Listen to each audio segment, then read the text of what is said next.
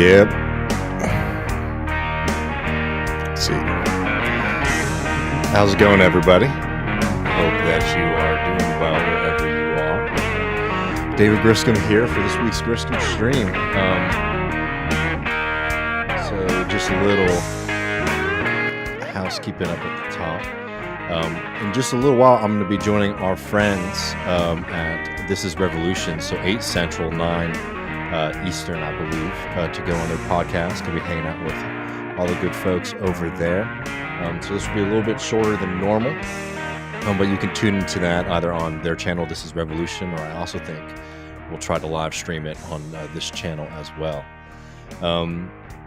But yeah, I'd love to take some questions. I have a couple things on the top of my head, but not a lot of stories this week, now that there's not a lot going on.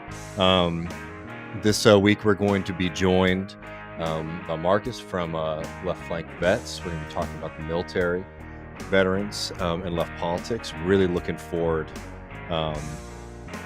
to sharing that with y'all. And then for patrons this weekend, our good buddy, man, somebody who I just learned so much from every time I speak with him, and certainly every time I read him, Bronco Marchitich from Jacobin will be joining us to talk about the Democrats, SCOTUS, and maybe a little bit on censorship and Assange if we have time to get to it.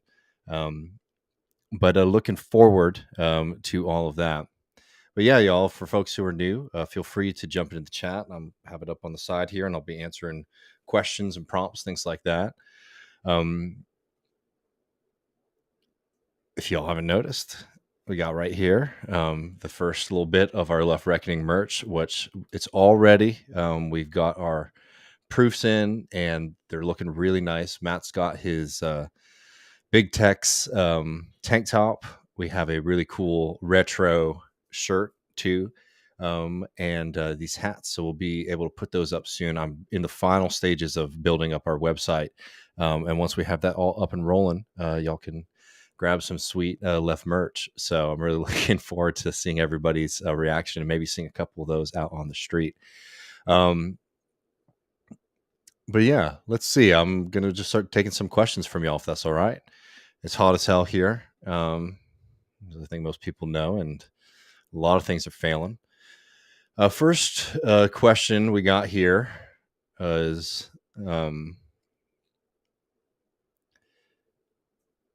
here we go. Nice hat. There we go. From Arlerio Ferreira says, when do you think the USA will have more than 2 parties in Congress? I don't know. I mean, I think it's one of those things where it's sort of up to us. I have a long conversation that's been coming out that I had with C. Derek Varn on his podcast, Varn Vlog. We recorded it yesterday. I think it might be a week or two before it gets out there. Well, we talked a little bit about this. Him and I have some, pretty significant disagreements on the DSA, for example, but it was a really great conversation. And I really enjoyed chatting with him, and it's one of these things where, like, I certainly want us to be pursuing our own kind of independent socialist party as soon as it's viable. The biggest hurdle, as most people know, is the fact that effectively in this country, we have 2 private corporations who control access to the ballot line in most places here. And I think that is going to be one of the most significant hurdles on the national federal sphere. It's great, for example, in cities like Minneapolis and Seattle, where you're able to get independent socialists elected. Definitely check our interviews with both of those socialist representatives there. But I think in the immediate term, it's a pretty big hurdle. I think less so on the scale of national politics and more on the scale of local politics. But I mean, for example, Bernie Sanders was able to survive for a very long time as an independent. So I think that there might be some potential viability there. I think where it gets more tricky is on the level of on the level of the presidential ticket, but that's a different game altogether. The thing is with party structures is they can change pretty rapidly, too, as you look at it in American history. It doesn't happen very often, but when it happens, it usually is pretty quick. I think there's always a potential of it. I don't see the starting points of a party in the immediate future, at least not for this cycle, the next cycle, or a couple cycles down the line. until we're able to build up a strong and organized enough left movement to actually represent something that would be a party. And I would just maybe point you um, towards some of the work that we've done on this program, and more importantly, to reading the work of like people like Leo Panich and Sam Gindin on this. And remember that, you know, when socialists talk about a party, it's a different kind of structure than an American party, where an American party, like, membership doesn't really mean too much, right? Like, a lot of people, you vote Democrats, so you might be in Democratic primaries, so you might be considered on a piece of paper somewhere to be a Democrat, but you don't really have any ownership of the party or the organization.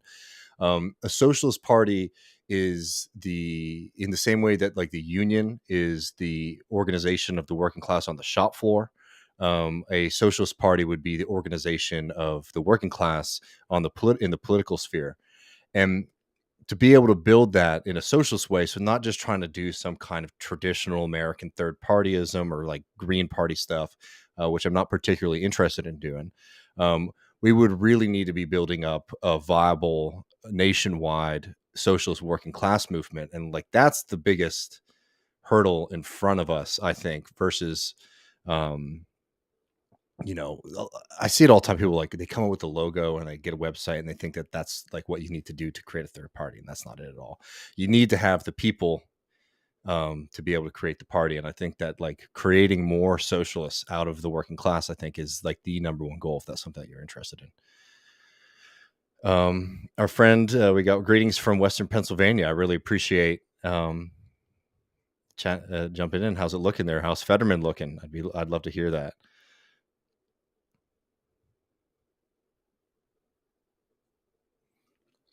We tried, I've said this before, but we try to do North Dakota on the hat. North Dakota just doesn't pop as much, but we'll figure something out soon. We're going to be dropping a lot of different merch in the near future. Um, our good friend from Australia has some kind words for me. I appreciate the chat here. Says how you're kind and smart, but also handsome and something else. So I appreciate the love there, friend. We love hats around these parts. It's very true.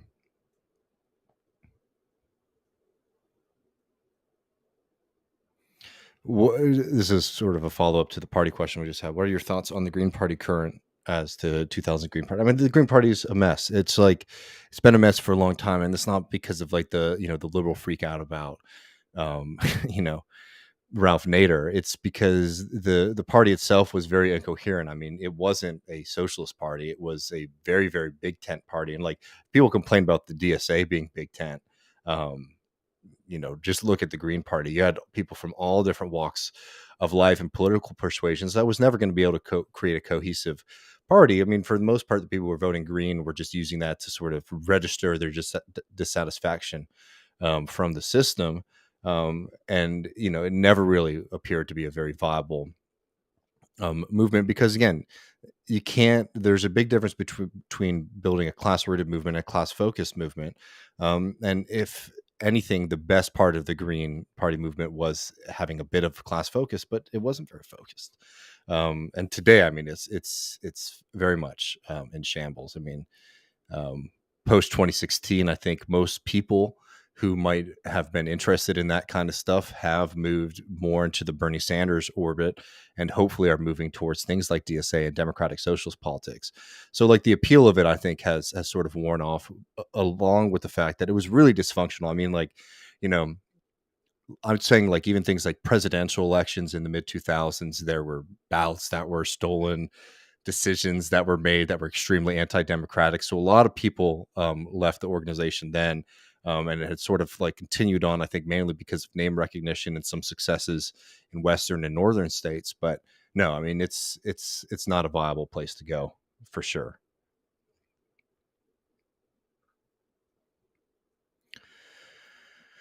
Let's see.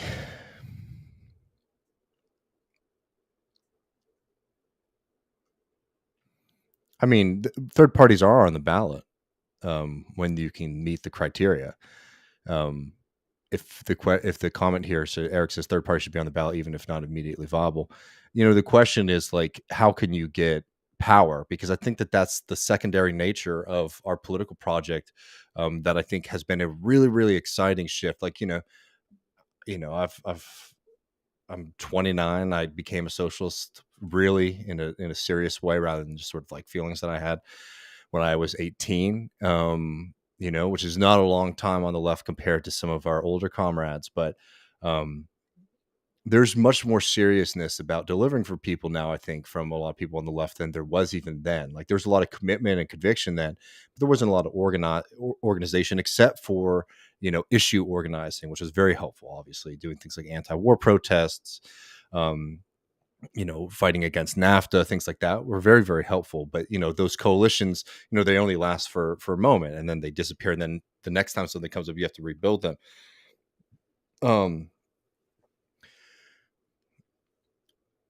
So the question is, like, how do we deliver power? And it's one of the things our friend Ronan Burtonshaw, who we should definitely have on Left Reckoning. It's a shame we haven't actually, but we had him on TMBS, had a line that really has stuck with me: is the job of socialists is to convince working class people that politics can change their lives.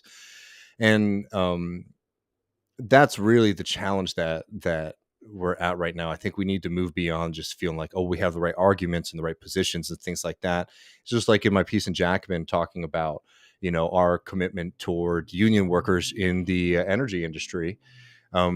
Just transition is a great policy. But if it doesn't seem like a commitment to people, if it doesn't seem like a realizable thing for people, why do you expect them to show up for you? And I think coming to that realization, though, can be a little harsh. Is a really important thing for being able to build a successful movement. Do you think the January 6 hearings will do enough damage to Trump that we end up seeing DeSantis getting the nomination in 2024? Do you think he's worse than Trump, as I do? Well, to the first question, I don't think so. I don't know what will happen in 24, for example, between a DeSantis and Trump, but just because I haven't seen what that will look like. Because DeSantis has tried to, swim very closely to Trump for a long time. If he has to go out in opposition to him as a opposing candidate in the GOP primary, I don't know right now, like, what that's going to look like. And I think that's going to be something we have to wait and see. Do you think he's worse than Trump, as I do? I think that they're both extremely dangerous. DeSantis is the thing. We talk a lot about the challenges on the right. The thing that the right wing is trying to figure out right now, the primary Republican establishment, the moneyed interest behind that party, is how to capture the Trump movement without Donald Trump, because Donald Trump is a little bit chaotic for them, and they did a good job at handling him when he was president and basically getting run of the mill Republican policy in office, which is brutal and evil and wicked, with a bombastic style. And I think that somebody like DeSantis, who knows the game a little bit better, at least in the sense of knowing how to please donors and the interest behind him. Obviously, there's a big movement right now to try to find a successor for Trumpism that's not Donald Trump himself. So in that level, I mean, DeSantis is, extremely dangerous, just in the sense that there's a bit more of a cohesive plan rather than trying to ride a bull, like was what they did with Trump. But yeah, I mean, we're definitely trying to cover more DeSantis stuff on the program. We've been doing a lot of it lately because I think that that's certainly where it's going. Autumn has a good reminder here.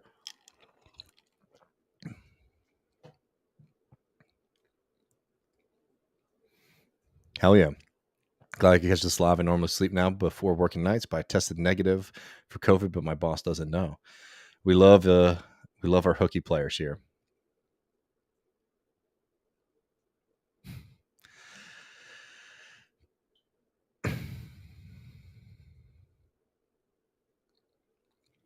Again, I don't know why you would need a third party to educate versus an organization like DSA. I mean, like, I think utilizing those positions in a more strategic way, and that's something that we haven't really had the ability to do as much, just because of the fact that the most famous members of the organization or people associated with the organization, people like AOC, were sort of shot from a cannon into stardom. And they have a very tenuous relationship with the organization. I mean, I'm very upfront about that. I don't think that means that AOC is necessarily bad or wicked, but just understand that, like, that rootedness that we need to create in politicians just wasn't there in that moment, because it was a massive success that I don't think a lot of people expected. I think that the socialist movement itself, especially if in this interregnum period where we're strategically viable, you run independent candidates, and in most places where it's not, you run on a Democratic ballot line in opposition to the Democratic Party. I think that that's a space for education that can be really, really valuable. I just like, I'm sorry, like, not to be too simplistic on this, but just like, people just don't like losers. And if like the socialist movement seems like it's a losing movement, that's not going to be attracting many people to us. I think finding avenues of success has been extremely viable. Like, you look at what's happened in chapters like in New York, or here in Austin, where DSA coalitions have been part of winning coalitions that have won big victories for working class people, for poor people. And now people realize it's like, well, these are people we need to call when we want to get something done. That's much more viable than sort of running, consistently running losing campaigns for public education. Bernie Sanders was successful at doing that kind of public education because it also looked like Bernie Sanders was a real alternative. And that ended up being incredibly influential and important. And I think you have to also have, some form of a plan to win. A good example of this, maybe to make it concrete, and no shade to Jabari if you're watching this, but like Jabari Brisport, who is a state senator now in New York. When I was living in New York, when I first started off at TMBS, I worked and volunteered from time to time on his run for city government there. And he ran as a Green and also as an independent socialist, because in New York you can run on multiple ballot lines, and it just didn't make it. It wasn't a successful campaign.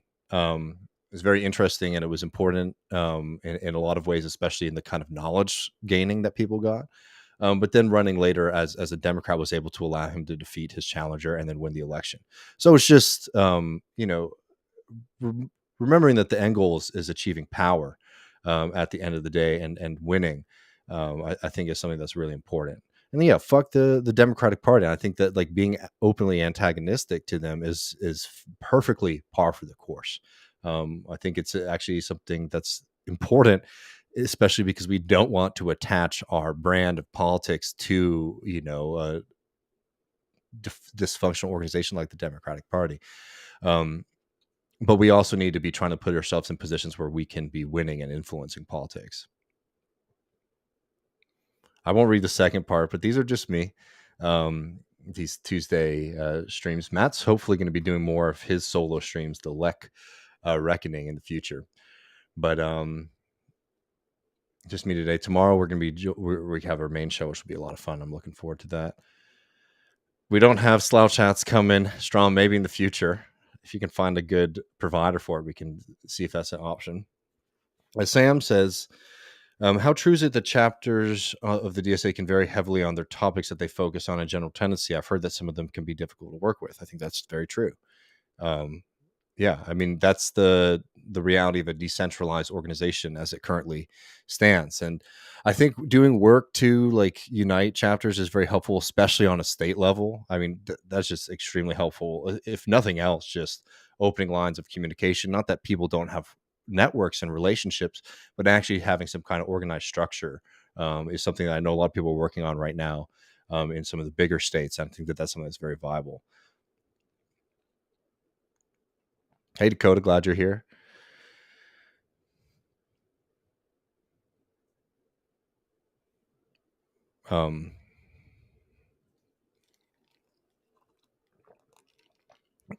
That Herschel Walker guy doesn't have any chance of actually becoming a senator of his state, does he? If that guy wins, I might prepare to GTFO of the country. I mean, I don't know. I've been following that race closely enough. I probably should. I'd love to hear from some of our friends there, what they're thinking, especially if you're in the chat now. Give us an update there. I know he's out of. He's on a different planet. I'm sure people saw the clip of him talking about air and why Green New Deal policies don't work, because the air will move from the United States into another country, which is a really, really fascinating and obviously absurd argument. But it is a little quaint that like that's a lot of the Republican opposition is they don't even really understand what environmental policy sort of looks like. I know you're just trying to butter me up. I'll read this. our friend from Australia here says, "How are the Dallas Cowboys such an amazing football team?" I'm looking forward to the season. I will just say. Um, Got a friend from Tennessee in here, Bubba Husky says, Knoxville, Tennessee suburbs here. My county mayor is WWE's Kane, and it only gets worse from there. GOP supermajority. Lord help us all. There we go, Autumn. No Patriots nonsense in this chat.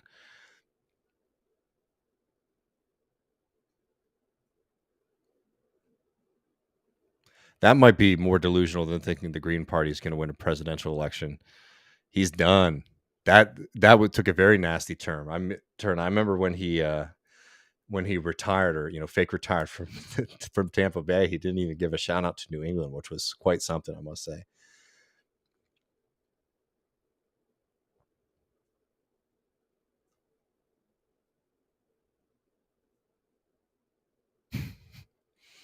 I'm putting this up just because it's good to be mean to the UK. But hey, David, this is the UK America's Poodle calling. We're doomed by the Tory leadership race.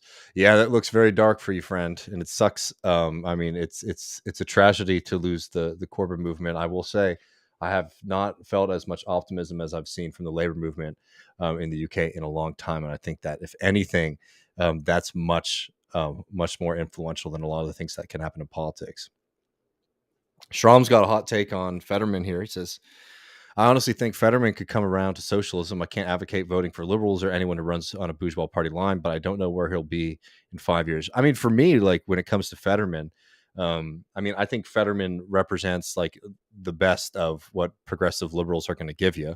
And that's a great thing to reignite a kind of working class politics. Yeah, I'd agree that I think it'd be certainly incorrect to present Fetterman as a socialist or even purely a social democrat. But certainly, if there's a politician who wants to go back to doing labor policies, that's somebody who, in the absence of a socialist candidate, I think it's worth showing up to the polls and supporting him. Plus, he's a nuclear bro, which is great.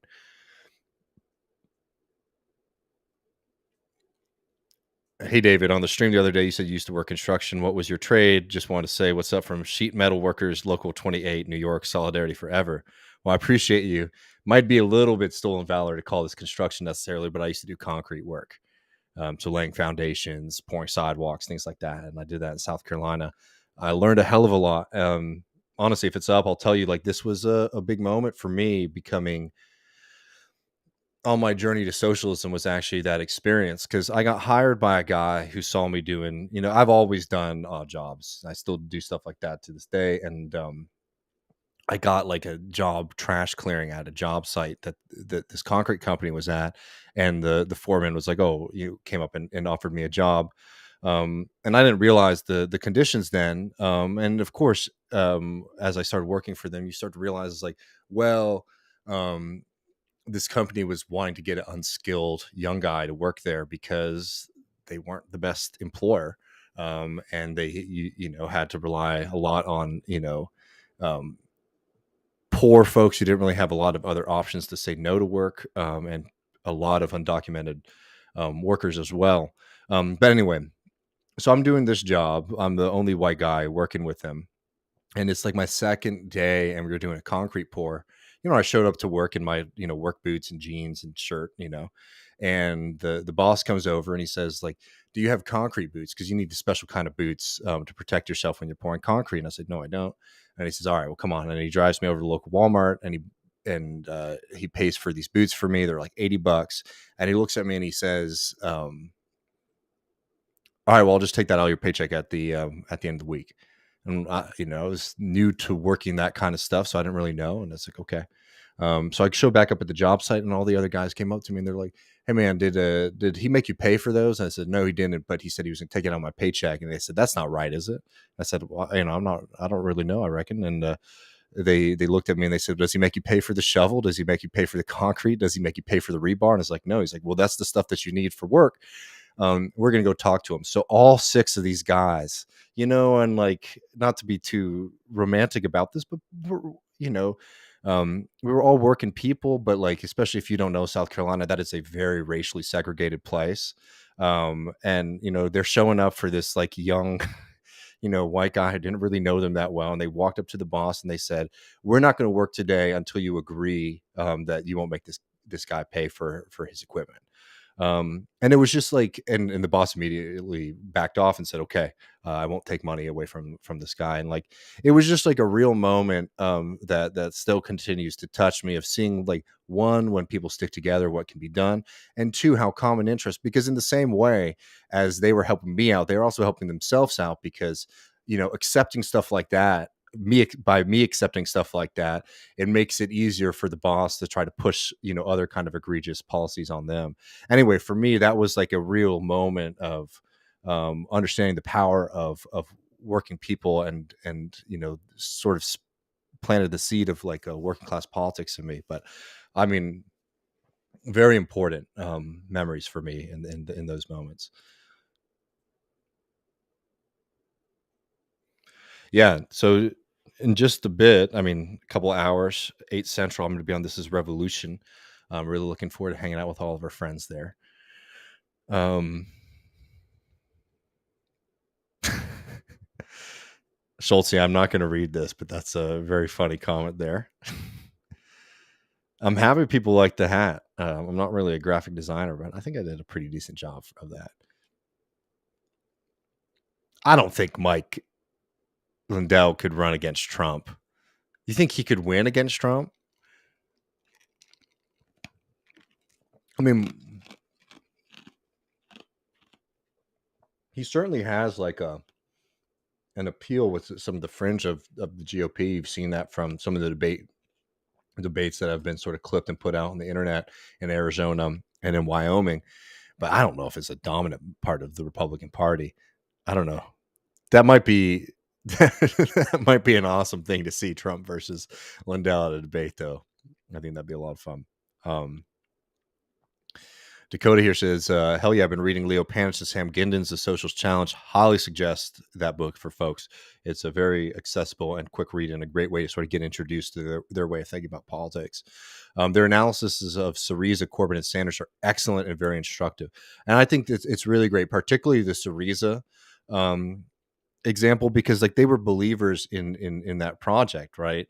And they really pushed back against this idea that Tsipras, who was the leader of Syriza, who ended up capitulating to the Troika, to austerity, to the European Union. If people don't remember, like in Greece, radical left party gets elected. That was the real hope. Like in the dark days before the Sanders movement in this country, I remember just constantly reading up about what was happening in Greece and Syriza, because it seemed like the break in like neoliberal chokehold of politics. And they have this incredible movement. They're looking like they're going to go up against the European Union. They hold a vote with the people, and they say, "Will we accept another round of austerity or not?" And the people say no. Um, Fervently, overwhelmingly, huge rallies, and then a few days later, Tsipras ends up accepting the very deal that the people had denied, and it's a horrible moment. But a lot of times, people present it as like Tsipras, like, soul was corrupted, like he made a mistake. And I'm not going to sit here and say necessarily that there wasn't something else that Tsipras could have done, but Gindin and Panich make the point that the structure of the Syriza party itself was so limited, particularly in its embeddedness in the working class movement, um, that it was not prepared to face what would come. Because what would come in Greece if they were to leave the European Union would have been a recession, if not a flat out depression. It would have been extremely chaotic in that country. And that's certainly, like, leaving the European Union or challenging the European Union, weakening the power of that very corrupt institution, is necessary. But you also have to prepare people, and create structures that can sort of soften the blow, or at least maintain support to go through with that kind of program. And Gindin and Panich actually make a really great argument for how we can avoid that moment in the future, because it's one of those things that scares me a bit, that we don't engage in that discussion as much on the left. It's so fixated on, like, how can we maybe win this one particular election? Even with Bernie Sanders in 2020, like, we were not prepared for what we would need to go through and do if Bernie Sanders came into power. And I think that in the tragedy of him losing in 2020 and in 2016, obviously in the case of 2016, pretty explicitly having the election stolen from him, um, what we can do with that reality is make sure that if we ever do have an opportunity like that again, that we're prepared not only to win that election, but actually to have a movement that's powerful enough to be able to implement the things that we're running on.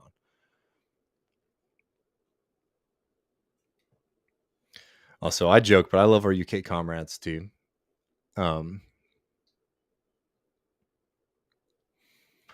Rural organizing. I'm a DSA member at large as I'm in a rural area. What's the best way to get involved with organizing? Thinking about trying my county Democratic Party since the nearest DSA chapter is an hour away. I think that's good. I also think looking at local organizations, like look, where is the power structure in your community? Where are you going to be able to reach the most people? I think would be where I would start. I would also, and I'm sure you've already done this, but I'd also try to keep in communication with the larger city chapter near you. If anything, just to be involved and maybe let them know what's going on there, because there's a lot of ways that we can be helping out one another.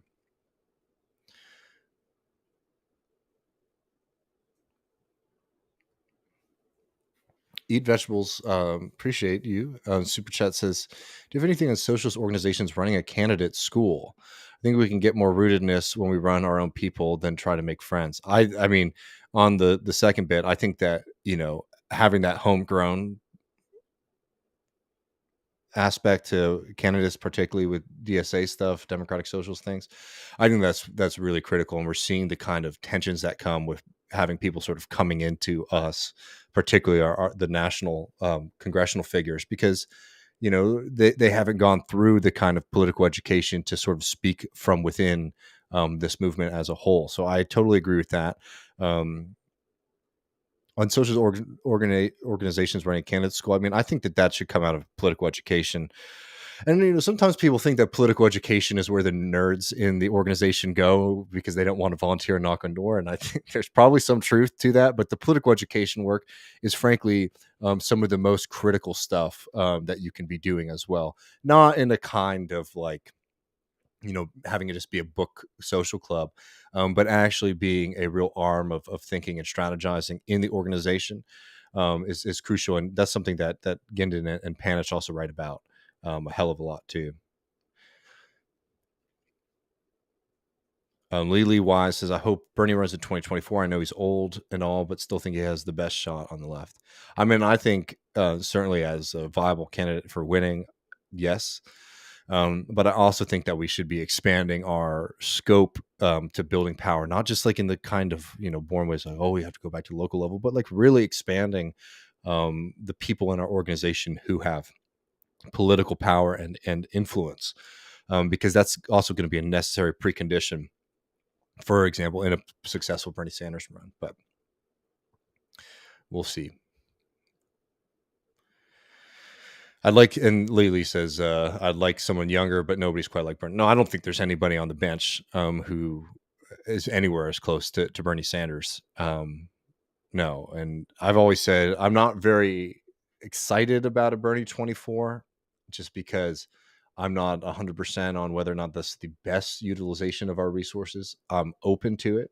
I mean, if he runs, I'll take my shirt out of the closet and go and do the same thing again. But I think that because so much of us have sort of come up into politics with the scope of like presidential politics being like the end goal, I think that's a bit of a mistake. We need to be thinking a little bit larger than just trying to win one, big and obviously very influential election. But I think we have to be expanded from that too.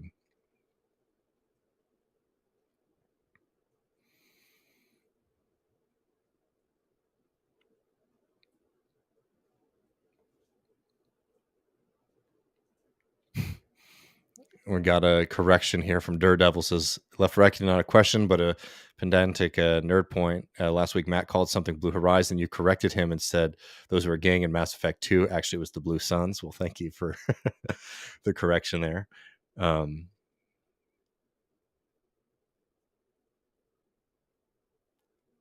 Strom thinks Herschel's going to be the next senator from Georgia. So very scary prediction there.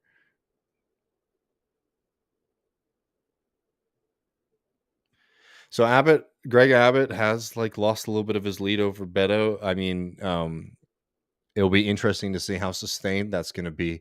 Two huge things have happened in Beto's favor, and um, I'm not the biggest Beto fan, but I don't want to make it seem like he's cynical and celebrating these things. But the massacre in Uvalde, and the Roe v. Wade decision, I think, is very helpful for Beto. But the real question is just being purely neutral. Is going to be how sustained that is going to be come November. But it's very true.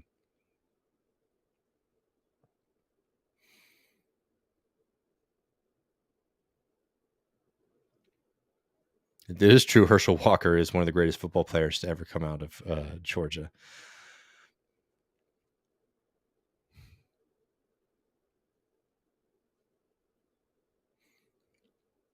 Wait, are the Cowboys good this year? I'm not into football. My husband gave up on football long ago. I think they showed some real signs of life last year, and I like the commitment to Dak. I think Dak is a quarterback I can get behind, but I'm not going to make any bold predictions because honestly, I mean, I was pretty young when the Cowboys were dominant, right? I mean, early memories, but I didn't really know what was going on. So I don't have enough optimism to make bold predictions and be made fun of later.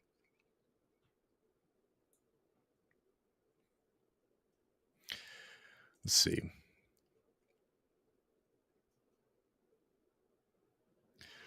Yeah, about Herschel. He played football when helmets were soft.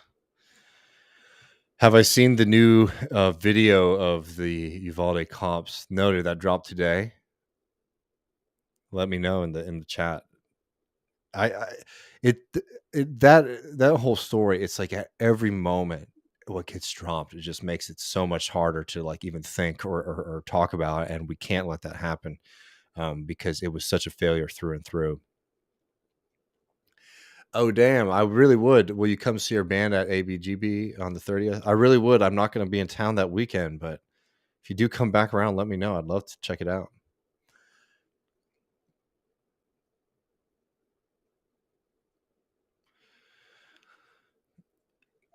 Autumn has a good suggestion here. Strom is a great YouTube channel. Everyone should check it out. I second that suggestion too. I thought Griscom was from Texas. I am. I went to high school in South Carolina, so that's where my early working experience was.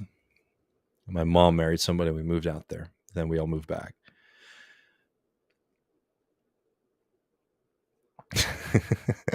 Stolen valor from construction, doing literally the most important step of the whole construction process. Well, I appreciate your confidence there. Yeah, without doxing myself, Strom, I was in Horry County.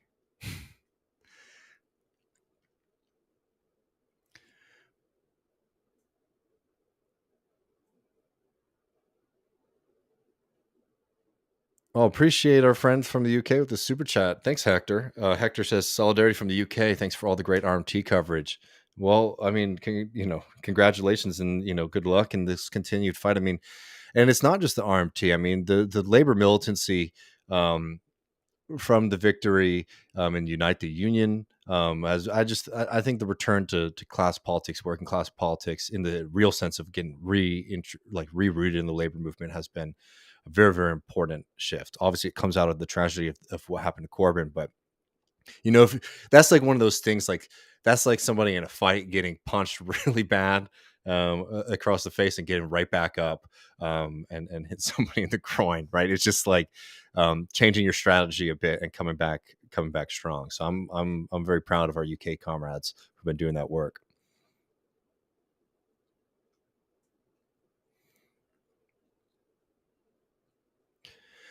E. Demont says, for those of us who are kind of new to politics, could you make a list of authors and books to read to get a good foundation on left politics? You and Michael were going to write a book about it. Yes, we were. Unfortunately, that's not going to happen. I had maybe thought about finishing it, but I don't think that's right. But if you'd like to find a book list, we have a book list on bookshop.org. You can find they have like creator lists or user submitted lists, and we have a Left Reckoning one. Maybe if I have a second later in the chat, I'll pop it in the chat. But you can also find it on the bottom of all of our YouTube videos. There's a bunch of links and stuff, and it's on there as well. So yeah, we have a lot of books on there. Actually, we should update that with some of our stuff, like Matt Huber's book, which I highly suggest. I mean, honestly, if you're looking for something to read today and you haven't, read Matt Huber's book, because I think not only does it have a really strong argument about climate politics, but he he really does a great job. Actually, it's not the focus of the book, but you'll pick it up from it. He actually does a very good kind of Marxist 101, particularly like the economic arguments in that book, that it's actually worthwhile. You'll pick up more than just the climate arguments. It's one of the best books ever in a long time, honestly, for a general audience. Lily Wise says, a friend of mine told me her son was taking advantage of of something like this recently. Some guy who's working for one to pay, basically treat him like an independent contractor, make him pay out of pocket for a bunch of stuff. This kid had no idea. I mean, no, I mean, that's such a common thing in this country. It's super nasty. Um, yeah, hopefully they can find a way to push back against that. I was lucky that other people did it for me, but it taught me a lot.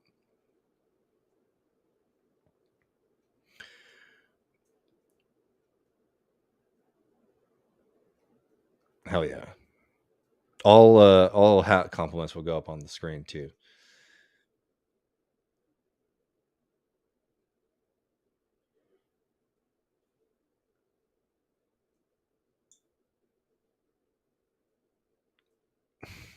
Jules says, "What's your take on independent state legislature doctrine potentially being implemented?"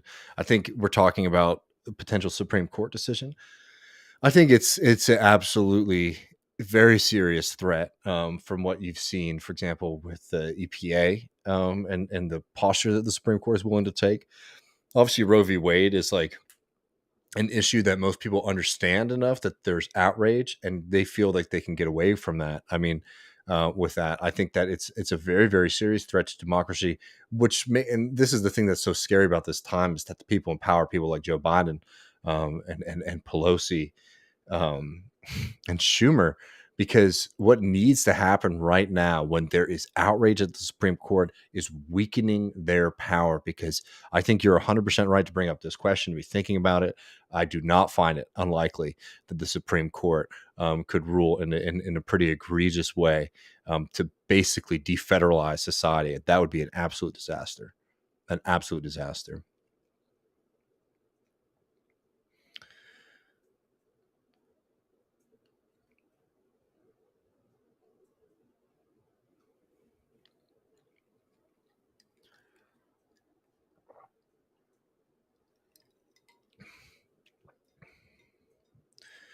Let's see.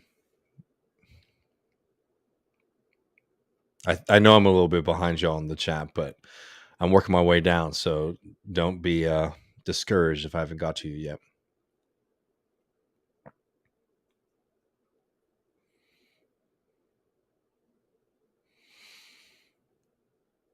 Let's see.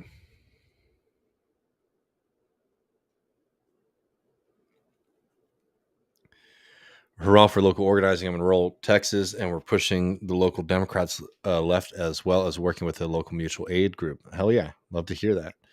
Let me know if there's anything you would like us to shout out or cover, or, tweet out or something like that.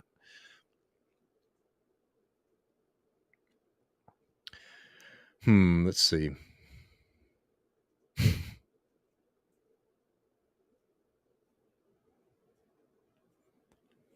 Is the left really better off with Boris Johnson gone?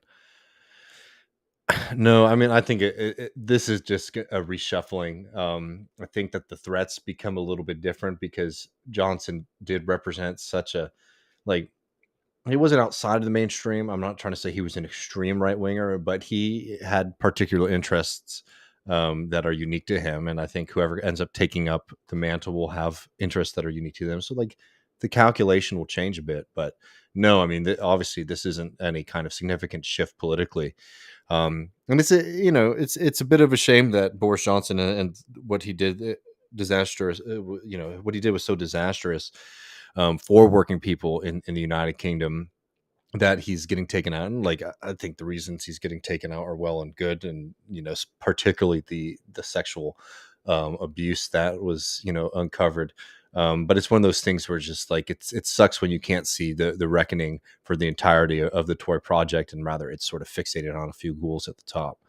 Um, but again, I think that the movement into labor in the United Kingdom is something that people should really be paying attention to and celebrating.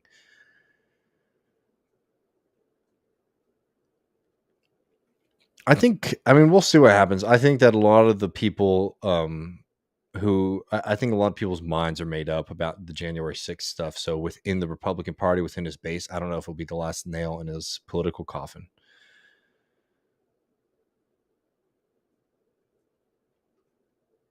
Yeah, no, and this is the scary thing about, particularly the Supreme Court sort of reshuffling power to state legislatures in this country. It's the Democratic Party abandoned local and state legislature politics during Obama by defunding campaigns that led to this situation. You're 100% right there. They thought that they could just control society from the national level, and it was very, very short-sighted, and wrong and dangerous.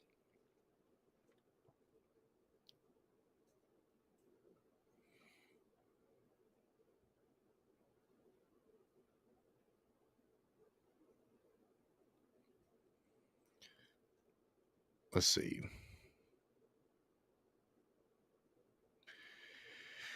Yeah, I mean, the thing with Beto though is that, again, like these the big trigger items that he's running on from the grid, and I think that we would get a little bit better policy from Beto, but it certainly be very far from what we need, um, with the grid. I mean, there's a lot of fixation again um, on maybe setting us up with the national grid, which would be very helpful in ending blackouts, but I haven't been overly impressed with Beto on that, but but he has a lot of ammunition because it's such a disaster that we're sitting here and being threatened with power outages in Texas right now. But between abortion and the massacre in Uvalde, he has those are live, for him. But again, the problem with politics is that when you have that election, it's a snapshot of a very particular time, and a lot of stuff could happen between then and now, and I don't think that they can just sort of sit back on outrage. Frankly, I haven't seen too much, to make me feel confident that there might be that he might beat Abbott come November. Let's see. I'm going to scroll down just a little bit.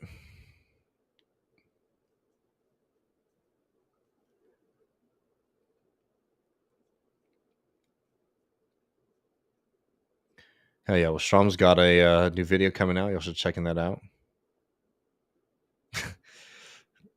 Lily says, saying you work odd jobs, tell me you grew up struggling without telling me you grew up struggling. I mean, thing is, like, these aren't unique things in this country. As a former soccer player, you following the women's European football championships? I'm not, but I saw that the USA beat Mexico yesterday, which was fun. We're going to do Sri Lanka tomorrow, but it's a lot. And I think we're going to focus mainly on what caused this and what's happening right now. But there's also a lot of people who have been coming at us lately who've been proven pretty wrong about some kind of agricultural policies.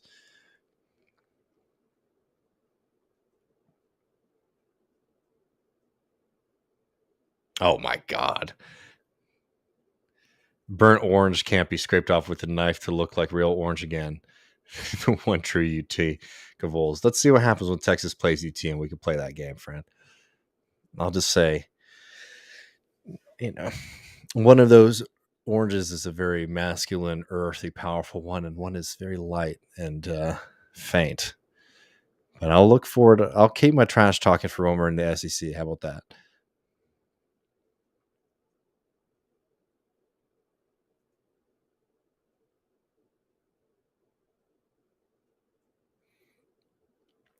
It's more of a comment, but you might get some strong backlash from degrowthers. They'll talk about the viability of their projects, and I believe they need to understand their projects ultimately depend on the power of labor.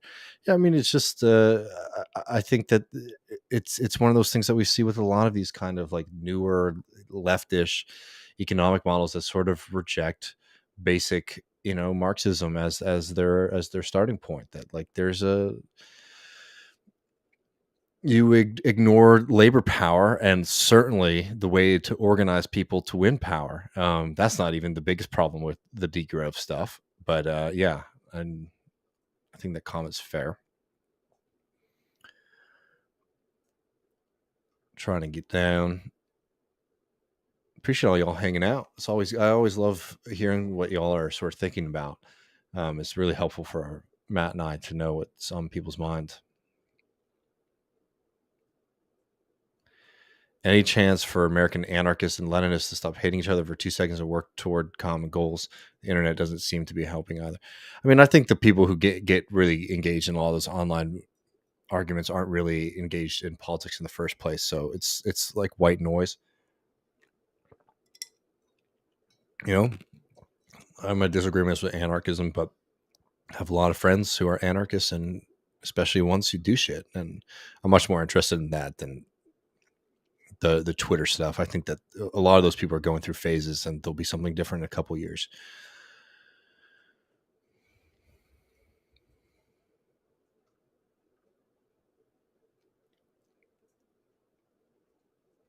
I mean, I totally agree with this. The left should treat the Democratic Party as hostile as it does the Republicans, both for threats. Each manifest differently. I think that's fair. I mean, again, I don't have any kind of like religious allergy to running on the Democratic Party ballot line just because it's access to an election. But I certainly agree with that, and I think that making that point clear to folks is certainly important. Um, Steve Earle, the musician, or are you talking about somebody else, Strom? If it's him, sure. But let me know what you mean.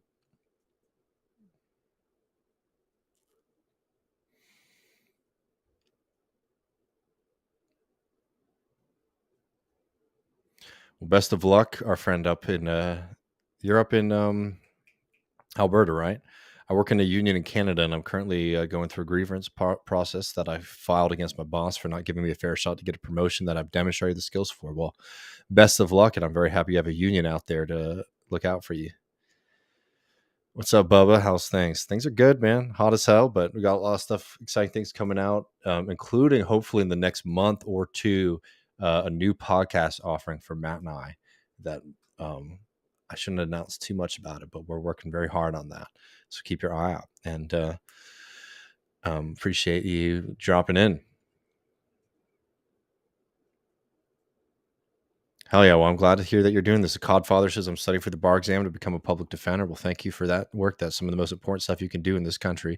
And it's radicalized me even further. We must rid ourselves of SCOTUS and the common law. It's a huge impediment. I totally agree on SCOTUS. I mean, I'm happy to hear somebody like you is getting involved.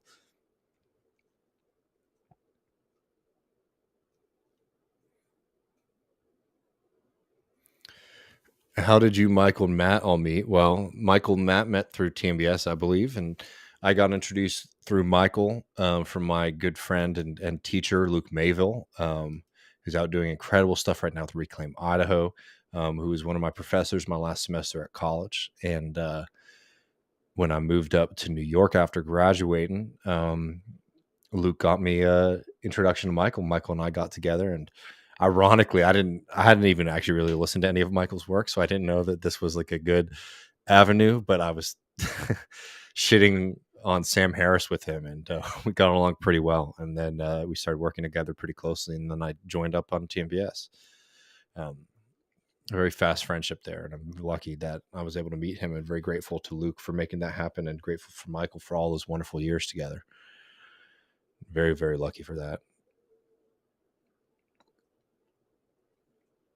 Let's see. Yeah, I love it when y'all got a lot of questions. It's fun for me. So everyone's telling me about this footage in Uvalde. I'll have to check it out. I think, I don't know if it just came out or if I missed it earlier today, but I'll keep my eye out. Will Alex Jones move to Florida if Beto wins? That'd be something else. I always remind folks, I've been watching Alex, not watching him like that, but like, Alex Jones has been somebody I've known of for most of my life because he used to do public access shows here. in Austin. And when I was a kid, I remember watching a couple of them, not really understanding anything that he's talking about, but it was sort of funny when it became, a big figure. Thanks, Kowalski, for the chat, man. Hope you're doing well. Hope everyone's recovering from the tornado up there.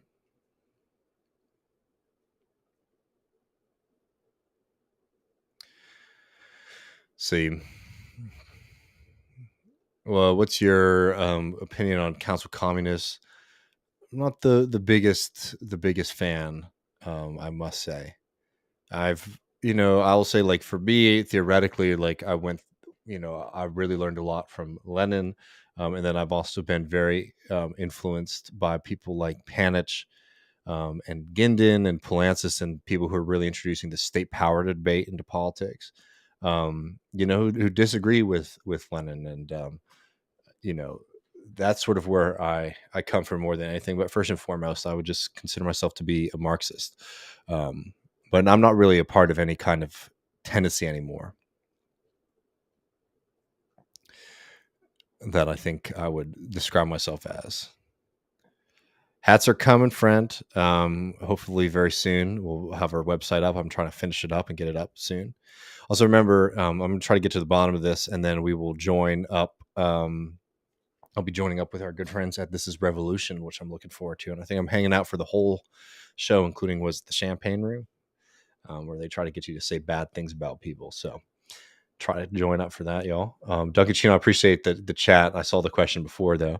Well, you did ask more broadly, will Alex Jones leave Texas if Beto wins? I mean, I don't think he would. He comes from a pretty big family here. I don't know how strong his connection is with them, but I don't know if he's going to uproot himself. I think he's figured something out for himself.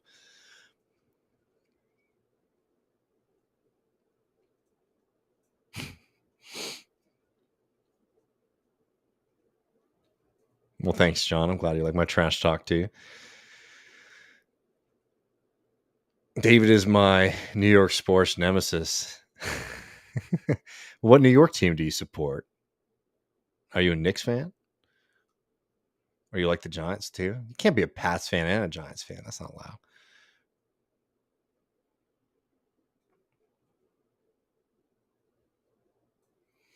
Let's see. I mean, I'd love to get Steve. I think, like, an idea that we want to do on Sean asked if we'd have Steve Earle on the program.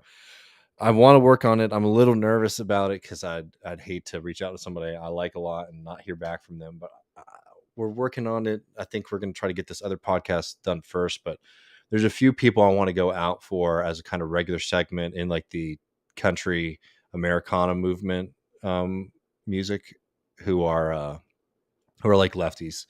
And I think it'd be fun to sort of have, like I used to do with Ben Burgess, but instead of going back and talking about George Jones and Willie Nelson and all those guys. And if you haven't seen those, check them out. Outlaws and Revolutionaries, I think, was the segment on Ben's show. Give them an argument. But I'd like to get some of these, younger guys who are making music now on the program to talk about their music and politics. I think it'd be a lot of fun. Sort of cooking that up.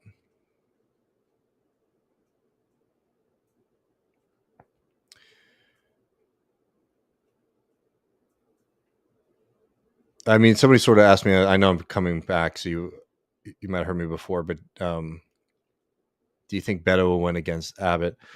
I think it's too early to really say confidently, but I haven't seen much to make me feel like Beto will be Abbott, if that makes sense. We'll see how close it gets as the campaign develops. It's still, it's a long, long season now. So we'll see. Thank you very much, Krista Hart, for the super chat there. Doing pretty well. I don't know where it was elsewhere. It was like 105, 107 yesterday. It's hot as hell again today. It's one of the hottest summers here since like 2011, so it's not fun. And all of the California people, I think, are in for a rude awakening because people who came last summer, it was extremely mild. You can actually, I don't like to talk about this boy as a Texan, but I've even noticed Elon Musk complaining or like making comments about things he wants to do to Tesla to help it out in the heat. Very, very frightening moment to realize he's breathing the same air as me. Um,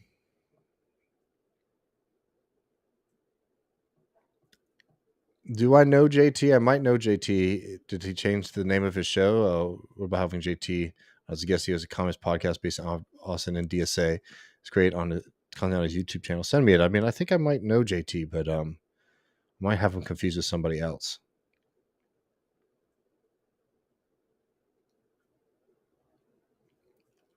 I'll just put that out there. Thanks for the reminder, Infinite Content. Hope you're doing well, brother.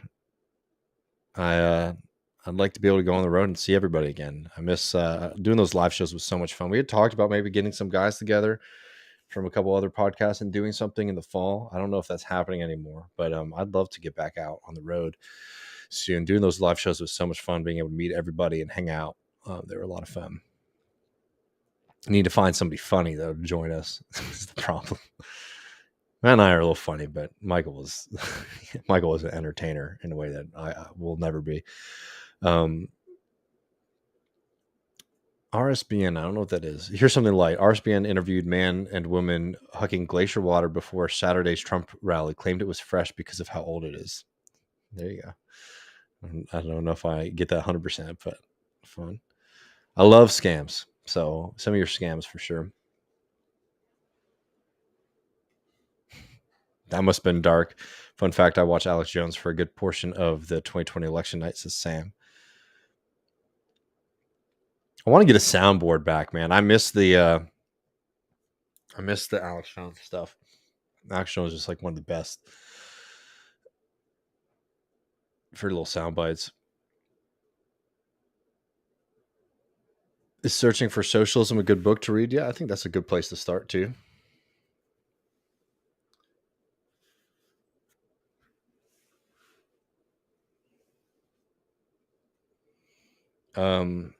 What do you think about new unions wanting to make their employers, REI, Starbucks, live up to their corporate values as part of contract negotiations, use renewables, or having an accountable HR department? I mean, this is one of the points about union power is that it's not just about necessarily wages exclusively, right? I mean, it's about having a say in your workplace. So if these are things that people are demanding, I think that's well and good.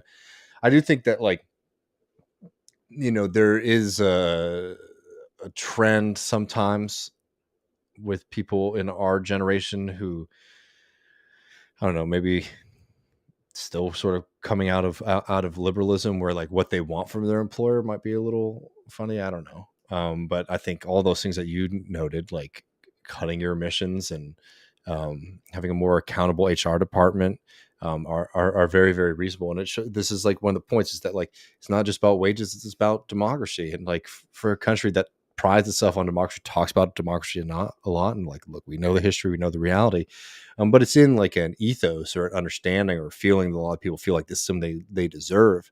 I think extending that argument for especially a U.S. audience, that like, where is the one place that you aren't an equal citizen and you don't live in a democracy, and that's the workplace. So I think that that's a part of workers' power for sure. We've seen some that haven't been successful attempts by particularly like some of the higher paid workers who they want to use unions to sort of pursue a social agenda, which again is not something that I don't think they shouldn't be pursuing necessarily. But there's issues of like building like real solidarity with the entirety of the organization. And like, if you're somebody who has a little bit more security than your other coworkers, and like your fixation on having a union is to like have your company make a statement about like the history of this country versus making sure that the sanitation workers at your company are paid and taken care of, that's something that needs to certainly be addressed. But this is workers' democracy, and it's a good thing.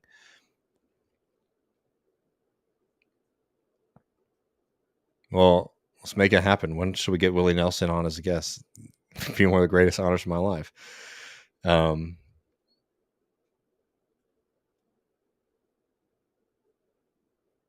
Oilers was such a good football name.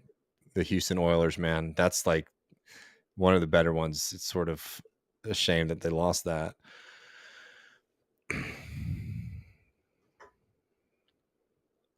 I wish I could get into baseball. I played as a kid, but I dropped out of it, and it's hard for me to watch. Matt watches a lot of baseball. Matt says the funny. It was one of the most Matt things ever. He was saying that baseball is one of the best sports to listen to an audiobook too, which I don't know is like a very strong endorsement of the excitement of the sport. But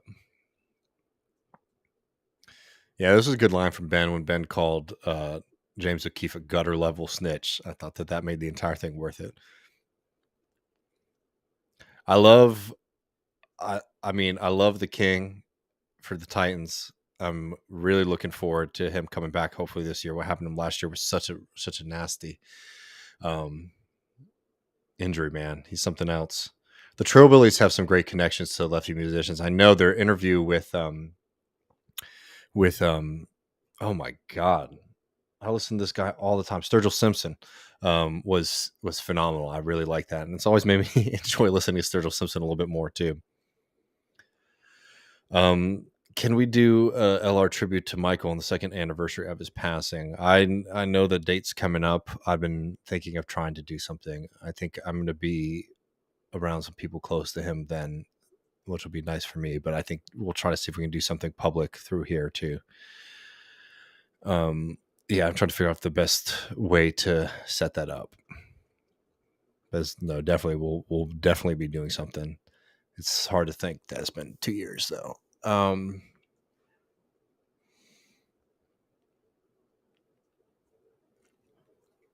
I think Hank the Third must have some interesting politics. Yeah, and probably a little bit incoherent, I must say.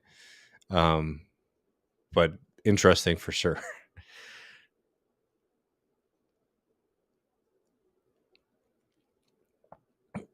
Why does the left not run on a new constitution? How do we build that movement? I mean, I think a lot of people have been trying to talk about that.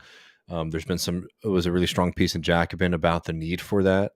Um, at the same time, it's like the first step to doing that is having a movement to demand that, and like that's where a lot of our focus is. But like all of these things, like embedding that from the get-go, we need a new constitution, we need to abolish SCOTUS, we need to abolish the Senate, right? Those kind of like real structural reforms to the American system, I think you bake those in now as we're building up. But like just on its own, I don't know if that would be a winner right now. And also remember that at least the way it's currently set up, it'd be the states doing that.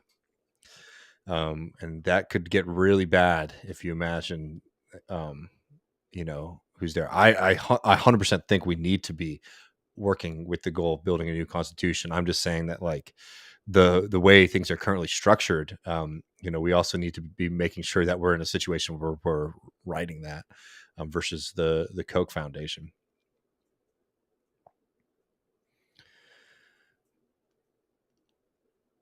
God damn.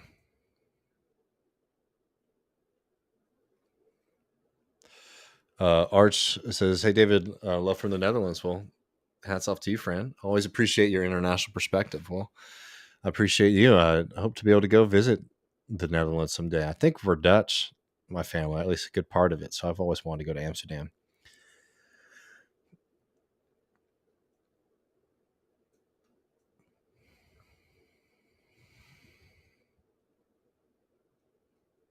Have you ever watched Arm Brown? No, I haven't. I'll look into it though. All right, let's see. Might have to go in just a second, but I'll try to make sure I can get to most of these questions that we had out there.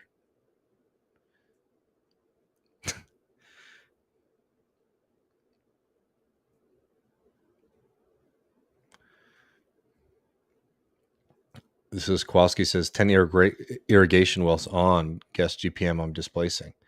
Man, I don't know what you mean, actually. I got to say. Sorry. I'd like to pretend I do, but I don't. I'm sorry, Kowalski. Um, but I'm happy to hear that. I know you called in, and I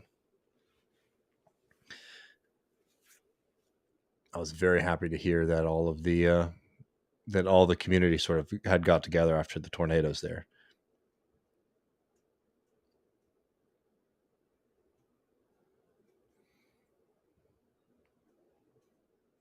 This is important. Going back to the union stuff from earlier, Sam's Nebar says, as a former Starbucks employee, increasing pay is needed, but promised hours are also needed, plus transparency within the company. I never knew my store manager's boss, but they controlled everything. Yeah, no, I mean, scheduling is not like a afterthought issue. I mean, and I think a lot of movements, this has been a very viable demand because that's also control of your life. It's also making sure that you get enough hours. Um, there's a lot of precarity that comes when you don't have that freedom because they're scheduling you at the bare minimum of your range that you said you'd work.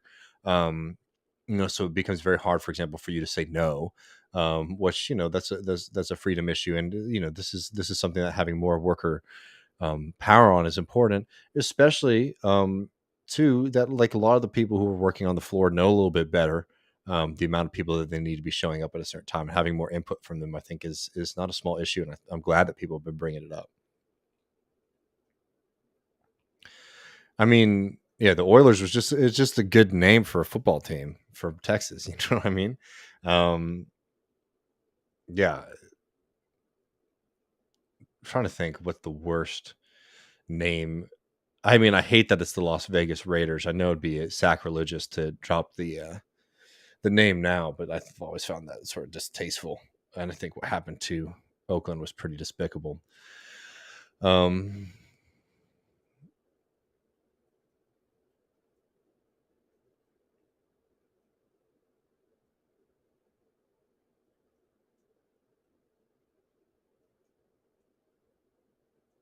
let's see,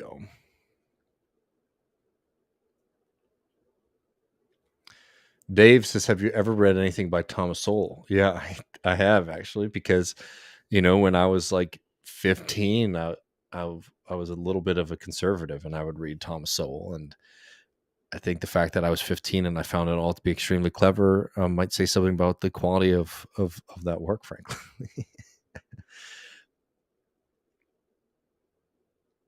8,000 gallons per minute. I assumed, but I didn't want to make an ass of myself. Damn, that must be impressive, friend.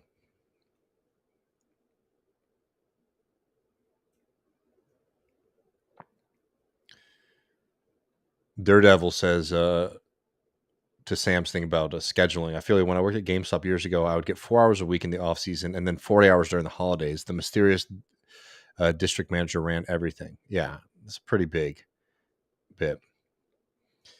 Yeah, the Texans is pretty basic name. Yeah, it's not the most exciting name that you could come up with. And this is another thing too, as Bubba Husky notes. Applebee's would often does manipulate the schedule to keep employees from averaging enough hours a week to earn paid vacations. Yeah, and Walmart does that too. That's classic.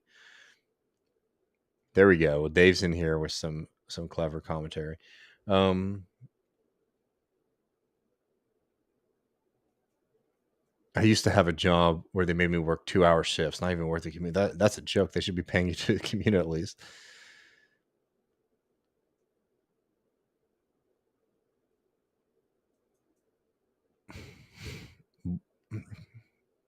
What would happen if 15-year-old David met 15-year-old Matt? I think we'd actually get along pretty well. I think we were interested in similar kind of things back then. We are both athletes who like to read and listen to different kind of things.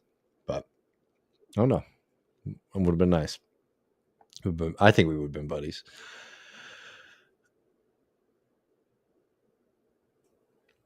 Broncos, no Broncos stuff in the chat either. John says the Broncos are a much better name than the Texans. Broncos just had Condoleezza Rice join up as one of the owners of the team. Well, doesn't Browns mean something? The Cleveland Browns. I think there's like a historical thing. Their Steelers is obviously too one of the best, um, you know, names out there, and I love the logo and the history of that program. My fiance is from Pittsburgh, so I always root for the Steelers when it doesn't affect the Cowboys or anything like that.